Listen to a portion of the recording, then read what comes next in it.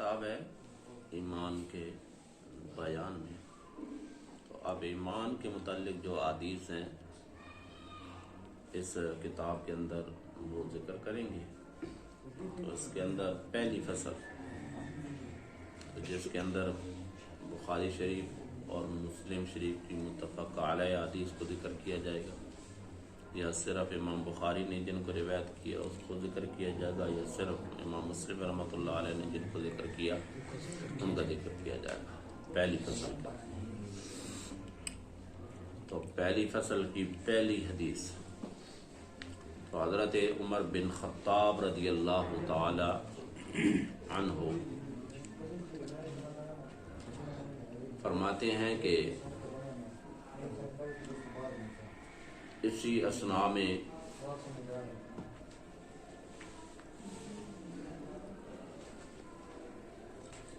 کہ ہم نبی علیہ الصلوۃ والسلام کے پاس بیٹھے ہوئے تھے. اسی اثناء میں کہ ہم نبی علیہ الصلوۃ والسلام کے پاس بیٹھے ہوئے تھے ذات یوم، ایک دن، اذ طلع علینا رجل،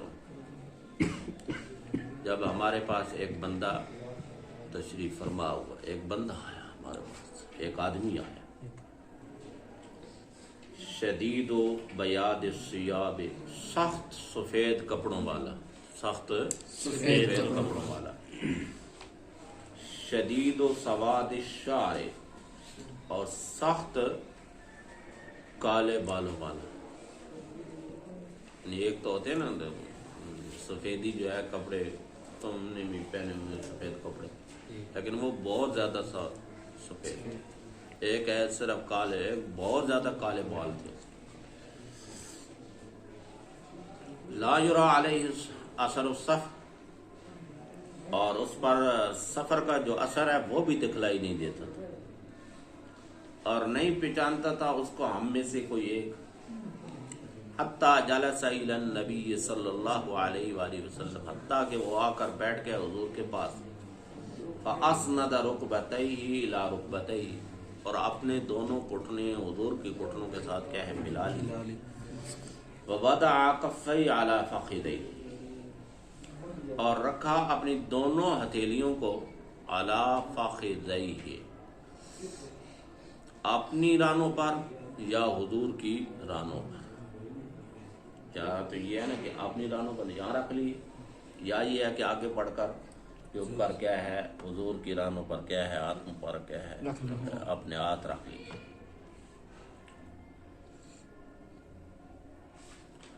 تو اب انہوں نے آگے سوالات کیے. اب یہاں تک جو حدیث مبارکہ گزری ہے اس کی تشریح، تو سب سے پہلے اس کے راوی جو ہیں حضرت عمر بن خطاب رضی اللہ تعالیٰ. تو یہی پیچھے بات انہوں نے کہی ہے نا صاحب مشکات نے کہ میں ایک تو یہ ہے کہ راوی صحابی کا میں نام ذکر کروں گا حدیث کی شروع میں، اور پھر آخر میں جہاں سے میں نے یہ حدیث لی ہے اس کتاب کا کیا ہے نام بھی ذکر کروں. تو یہ دونوں باتیں پائی گئی، حضرت عمر بن خطاب رضی اللہ تعالیٰ، اور آخر میں متفقن علیہ حدیث.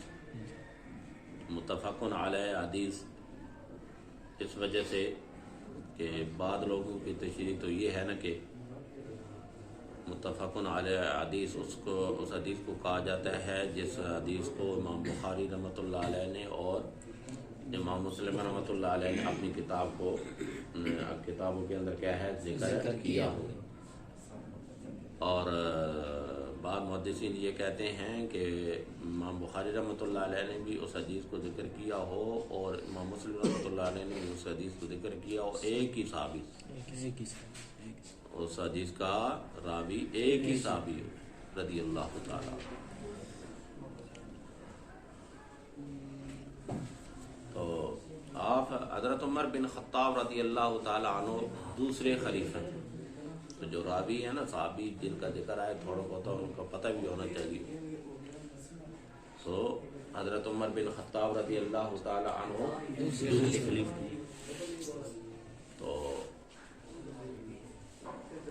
بہت ساری آیات جو ہے قرآن مجید کے اندر آپ کی وجہ سے کیا ہے نازل یعنی آپ نے یہ خواہش ظاہر کی نے کہ ایسا ہونا چاہیے جس طریقے سے پردے کے متعلق، تو اللہ تبارک و تعالیٰ نے کیا ہے پردے کے متعلق جو ہے اور بھی کئی اس طرح کی بہت ساری آیات ہیں کہ آپ نے ایک خواہش ظاہر کی اور اس کے مطابق کیا ہے آیت مبارکہ کیا ہے نازل ہو گئی۔ اور حضرت عمر بن خطاب رضی اللہ تعالی عنہ، آپ حضرت ابوبکر صدیق رضی اللہ تعالی عنہ کے بعد دوسرے خلیفہ ہوئے، اور آپ کب خلیفہ بنے؟ 13 سن ہجری کے اندر، 13 سن ہجری کے اندر، اور آپ کی خلافت کب ختم ہوئی؟ 23 سن ہجری کے اندر، تقریباً 10 سال اور 6 مہینے آپ خلیفہ، 10 سال اور 6 مہینے آپ خلیفہ رہے۔ اور یہ جو ہے نا آپ کی شہادت جو ہے مسجد کے اندر ہوئی، یعنی آپ کو زخمی جو ہے فجر کی نماز کے دوران کیا گیا نیز۔ تو حضرت مغیرہ بن شعبہ رضی اللہ تعالی عنہ کا ایک غلام تھا ابو لولو،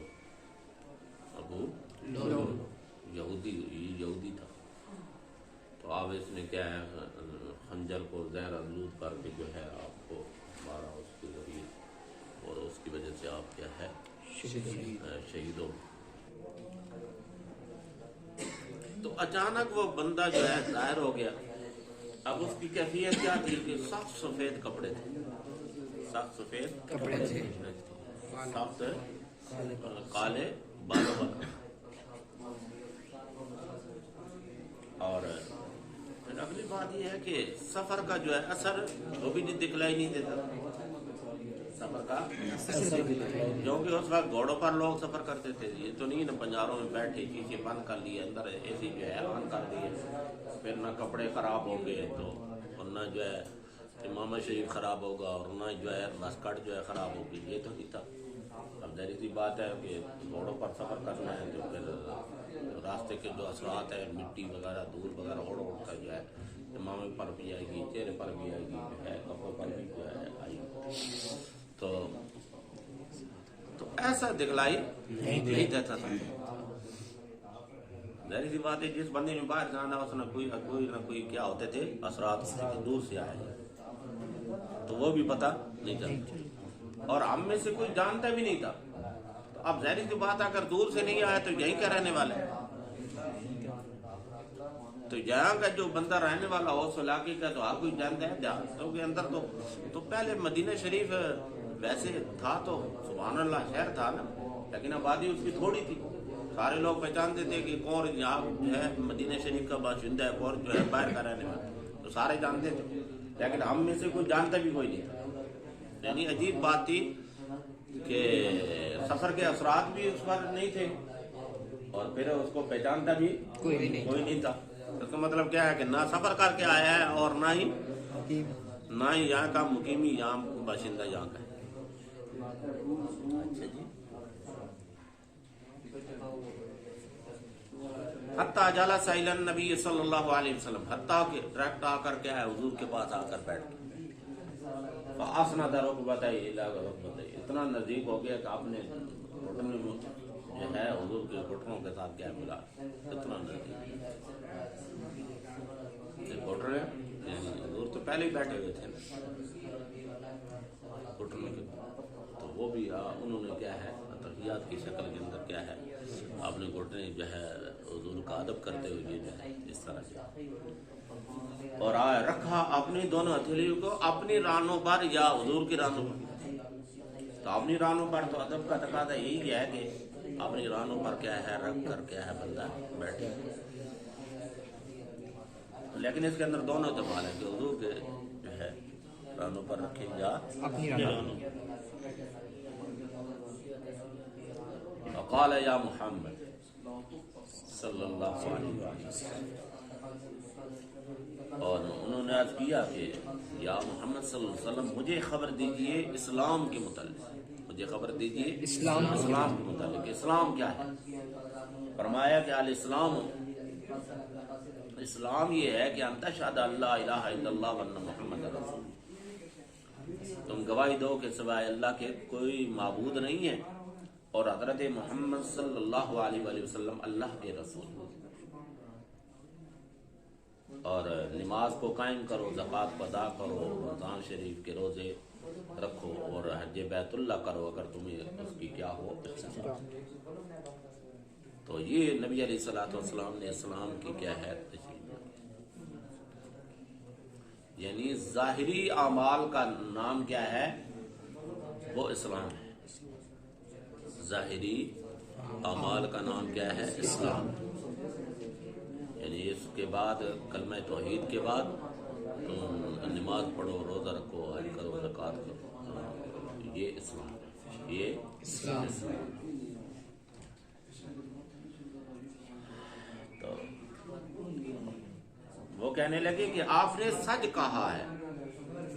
ہم تعجب میں پڑ گئے، ہم تعجب میں پڑ گئے کہ سوال بھی خود کر رہے ہیں اور تصدیق بھی کر رہے ہیں۔ یہ کہاں سے بندہ آ گیا کہ سوال بھی خود کر رہا ہے اور تصدیق بھی کر رہے ہیں؟ ٹھیک ہے جی، آپ نے ٹھیک فرمایا۔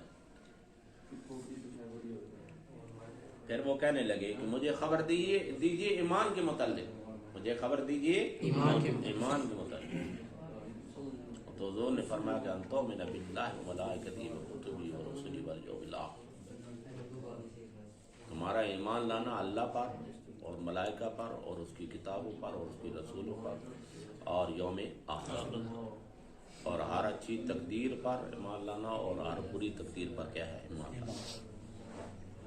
تو اس شخصیت نے کہا کہ صدقت، آپ نے سچ کہا ہے،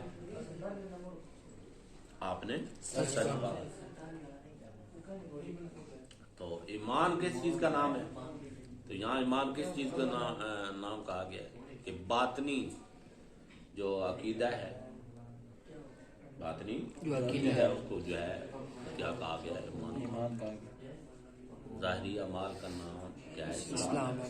باطنی جو عقائد ہیں ان کا نام ایمان ہے، ان کا جو ہے وہ کیا ہے، ایمان ہے۔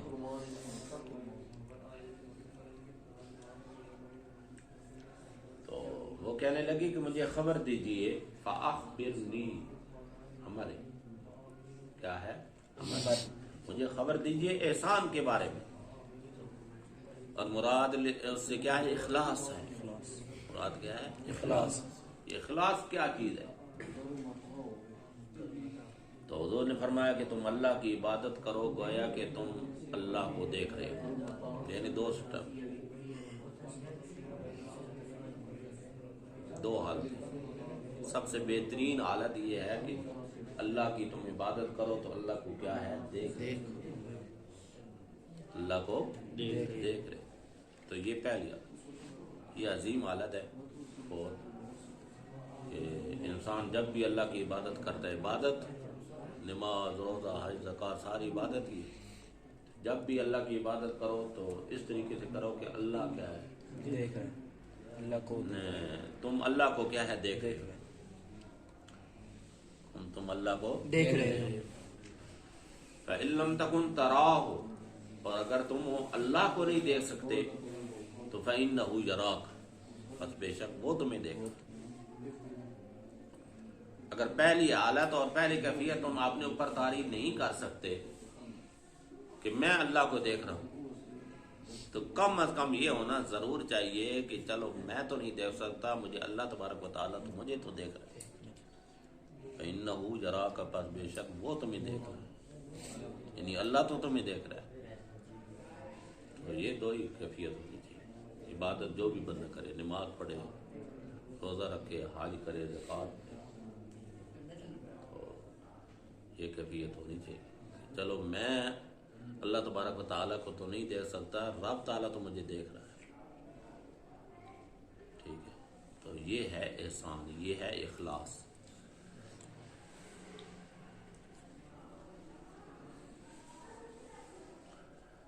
پھر فرمایا کہ فاخبرنی عن الساعہ، پھر انہوں نے عرض کی کہ مجھے خبر دیجئے قیامت کے بارے میں۔ تو نبی علیہ الصلوۃ والسلام نے ارشاد فرمایا کہ نہیں ہے جس سے پوچھا گیا زیادہ جاننے والا عالم، زیادہ جاننے والا سائل سے، زیادہ جاننے والا سائل سے۔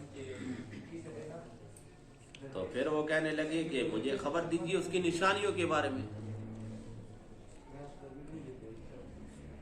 تو فرمایا کہ وہ باندی اپنے مالک کو جنے گی،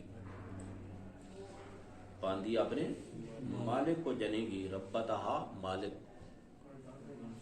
اور یہ کہ دیکھو گے تم ننگے پاؤں والوں کو، حفاظ ننگے پاؤں والوں کو، العورات ننگے بدن والوں کو، فقیر لوگوں کو، عالم فقیر، عائد بھی جمع ہے، رعاء الشاء جو بکریاں چرانے والے، جو بکریاں چرانے والے ہیں، یتطاولون فی البنیان، فخر کریں گے بڑے بڑے محلات، البنیان محلات،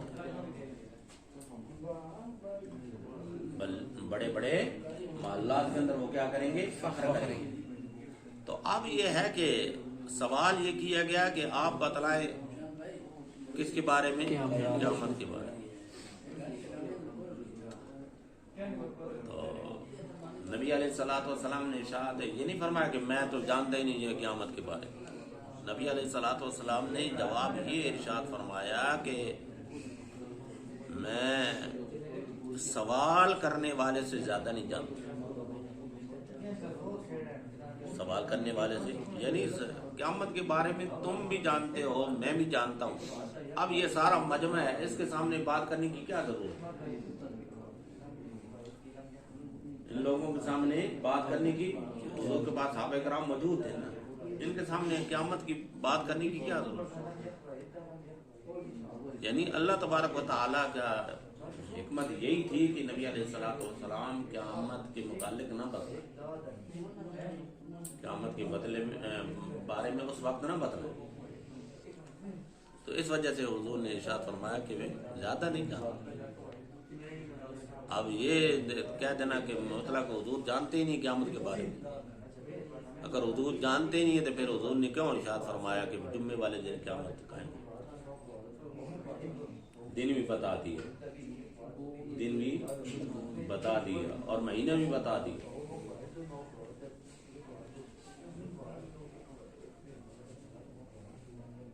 دن بھی بتا دیا اور مہینہ بھی بتا دیا، اور مہینہ کے اندر جو دن ہوگا وہ بھی بتا دیا۔ 10 محرم کو ہوگی، یعنی محرم شریف کا مہینہ ہوگا، اور پھر 10ویں محرم ہوگی، اور دن ہوگا جمعے والے۔ جانتے نہیں تو پھر کیسے بتا؟ تو اب یہ ہے کہ جو لوگ یہ حدیث پڑھتے ہیں ان کو بھی خوب سوچنا چاہیے کہ ہم کیا کہہ رہے ہیں۔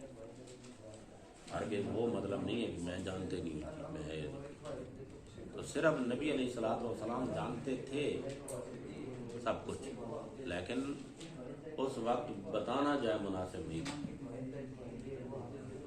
اس وقت بتانا جو ہے مناسب نہیں تھا۔ اللہ کی حکمت نبی علیہ الصلوۃ والسلام کیا ہے؟ اچھا جی، پتہ ہی نہیں تھا، جب یہ حضور نے فرما دی تھی چلو جی ان کے مطابق یہ ہے کہ پتہ ہی نہیں تھا، تو پتہ ہی نہیں تھا تو پھر اگلا سوال کرنے کی کیا ضرورت ہے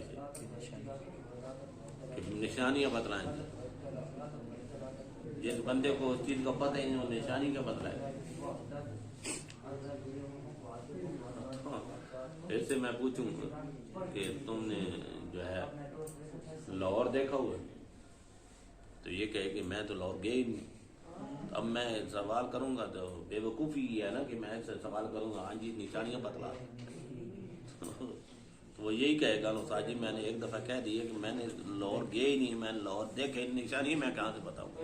نشانیاں تو وہی بتلائے گا نا جو لاہور گیا ہے، لاہور کا جس کو پتہ ہے، لاہور کے بارے میں جس کو معلومات ہیں تو وہی نشانیاں بتلائے گا، ٹھیک ہے؟ دوسرا بندہ تو نہیں بتلا سکتا۔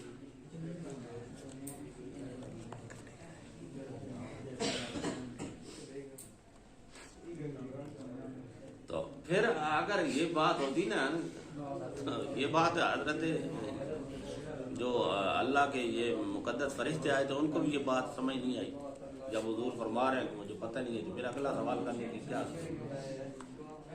تو پھر اگلا سوال کیا جا رہا ہے کہ نشانی کے بارے میں بتلا، تو حضور نشانی بتلا بھی نہیں، اس نے یہ نہیں فرمایا کہ میں نے ایک دفعہ بتا دیا کہ مجھے پتہ نہیں ہے، لیکن حضور نشانی بتلانا شروع ہو گئی۔ حضور نے ارشاد فرمایا کہ زمانہ ایسا آئے گا کہ باندی اپنے مالک کو جنے،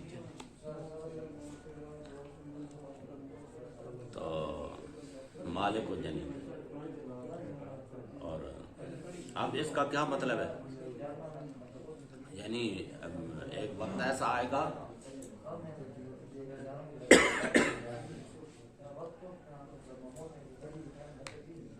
کہ گویا کہ مائیں اپنے بیٹے نہیں جنیں گی، اس کا مطلب یہ بھی ہے کہ گویا کہ مائیں اپنے بیٹے نہیں اپنے باپ جنیں گی، یعنی اتنی اولاد کیا ہو جائے گی، نافرمان ہو جائے گی۔ تو یہ تو ہماری زبان کے اندر کہتے ہیں کہ فلاں کا بیٹا نہیں ہوا بلکہ اس کا باپ ہوا ہے، اس کا بیٹا پیدا نہیں ہوا، اس کا باپ پیدا ہوا ہے، یعنی اتنا نافرمان ہے اور اتنی جو ہے اس پر جو ہے حکم چلاتا ہے اور اس کا ادب نہیں کرتا، اس کا احترام نہیں کرتا، اتنا نافرمان ہے کہ وہ گویا کہ اس کا بیٹا نہیں ہے بلکہ اس کا باپ۔ تو یہی حضور نے چاہتا ایک وقت آئے گا جب وَأَن تَرَى الْحُفَاةَ الْعُرَاةَ، ننگے پاؤں والے جو ننگے پاؤں کے ساتھ رہتے، العراۃ جو کیا ہے ننگے جسم والے فقیر لوگ، بکریاں چرانے والے، وہ یتطاولون فی البنیان، بڑے بڑے محلوں کے اندر کیا ہے فخر، بڑے بڑے محلوں کے اندر کیا ہے فخر، تو اب بڑے بڑے محلوں کے اندر کیا فخر کریں گے؟ تو ہمارا گاؤں ہے یہ دلکا، ٹھیک ہے، تو ادھر دیکھیں، اور یہ پہلے ان کی تاریخ اٹھا کر دیکھیں، بیچارے کھانے پینے کے لیے نہیں تھے، چپل پہننے کے لیے نہیں تھے، بدن ڈھانپنے کے لیے جو ہے کپڑے نہیں ہوتے، آج بہترین جو ہے محلوں کے اندر جو ہے، اور جہاں سے یہ پیسہ آ رہا ہے یعنی سعودیہ، تو وہاں دیکھیں وہ جو آج وہاں بادشاہ بنے بیٹھے ہیں، پہلے ان کی کیفیت کیا تھی؟ بکری چلانے والے، جو اب جو ہے بادشاہ بنے بیٹھے ہیں سعودیہ کے، یہ بکری چلانے والے غریب لوگ تھے، لیکن آج محلوں کے اندر بیٹھے۔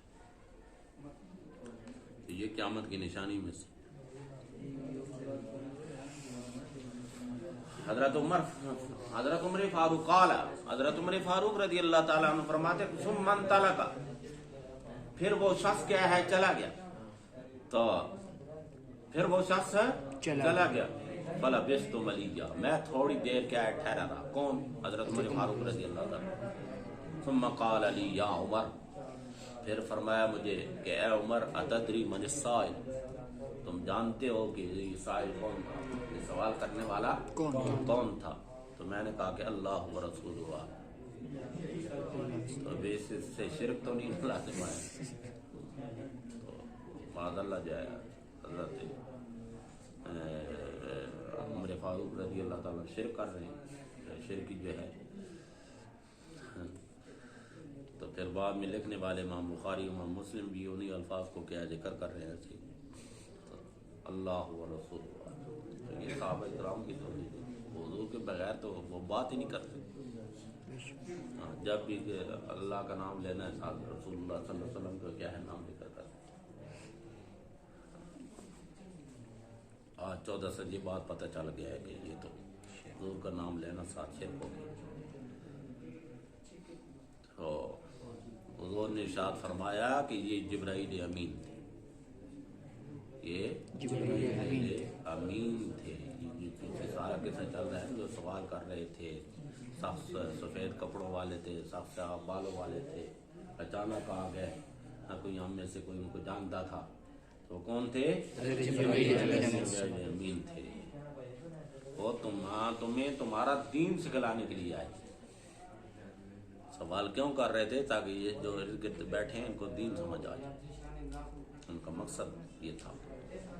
تو اس کو روایت کیا ہے امام مسلم نے، امام مسلم نے، یعنی یہ اتنے سارے الفاظ جو ہیں نا امام مسلم نے روایت اور روایت کیا حضرت ابو ہریرہ رضی اللہ تعالیٰ عنہ نے مع اختلاف ان کو جو اس کے اندر اختلاف اور اس کے اندر یعنی یہ تو حضرت عمر فاروق رضی اللہ تعالیٰ عنہ روایت ہے، یعنی ان پورے الفاظ کو کس نے روایت کی؟ امام مسلم. اور حضرت ابو ہریرہ رضی اللہ تعالیٰ عنہ بھی اس حدیث کو روایت کرتے ہیں، اس حدیث کو ابو ہریرہ بھی وہ تو حضور کی بارگاہ میں ہر وقت ہوتے تھے.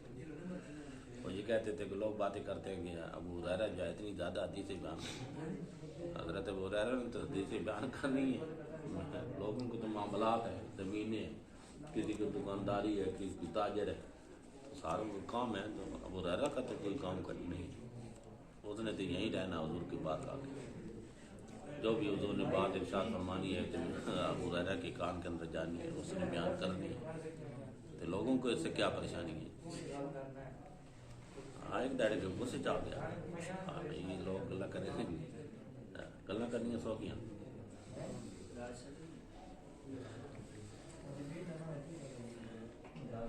اور جب دیکھو گے تم حفاظ ننگے پاؤں والوں کو، ننگے جسم والوں کو، گونگوں کو، یعنی جن کو بات کرنی نہیں آتی، گونگے سے مراد گونگے مطلب نہیں بالکل گونگے، گونگوں سے مراد جو بات کرنے کا طریقہ نہیں ہے جن کو، وہ بادشاہ بن بیٹھے، وہ بادشاہ بن بیٹھے. اور اب یہ جو ہے نا یہ قیامت کا جو علم ہے یہ ان چیزوں میں سے ہے کہ جن کو نہیں جانتا کوئی سوائے اللہ کے، سوائے اللہ کے. ان اللہ عنده علم الساعة وينزل الغيث ويعلم ما في الارحام وما تدري نفس ماذا تكسب غدا وما تدري نفس بأي ارض تموت ان اللہ علیم خبیر. 5 چیزوں کا ذکر ہے نا وہاں.